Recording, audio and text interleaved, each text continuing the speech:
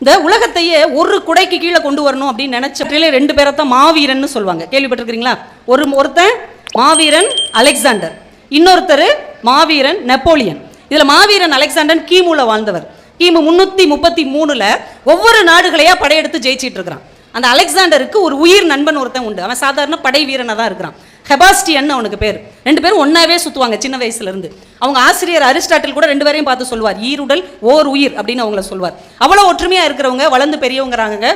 Alexander அரசன் ஆகிறார், ஹெபாஸ்டியன் அந்த படையில ஒருத்தனா இருக்கிறார். ஆனா பாக்குறதுக்கு ரெண்டு பேரும் ஒரே மாதிரி இருப்பாங்க. தன் நண்பன் மாதிரியே அவன் தன்னுடைய உடை எல்லாமே போட்டிருப்பான். பெர்ஷிய நாடுன்னு ஒரு நாட்டுல அவங்க படையெடுத்து போறாங்க. அந்த நாட்டை தோற்கடிச்சிட்டாங்க அலெக்சாண்டருடைய வீரர்கள்லாம் சேர்ந்து. இப்போ அந்த பெர்சிய நாட்டு மன்னன் டேரியஸ் பயந்து ஓடி போயிடறான் இவங்ககிட்ட இருந்து தப்பிச்சு. இப்போ அரண்மனைக்குள்ள அலெக்சாண்டரும் படை தளபதியும் படை வீரர்களும் எல்லாரும் உள்ள போறாங்க.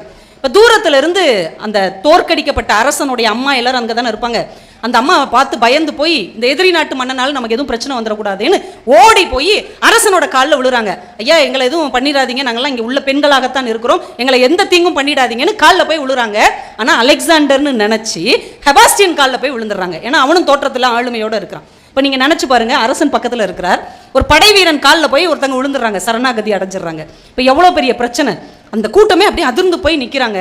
படை தளபதி சொல்றார், அம்மா நீங்க அலெக்சாண்டர் காலில் விழல, நீங்க அவருடைய நண்பர் ஹெபாஸ்டியன் காலில் விழுந்துட்டீங்க, எந்திரிங்க.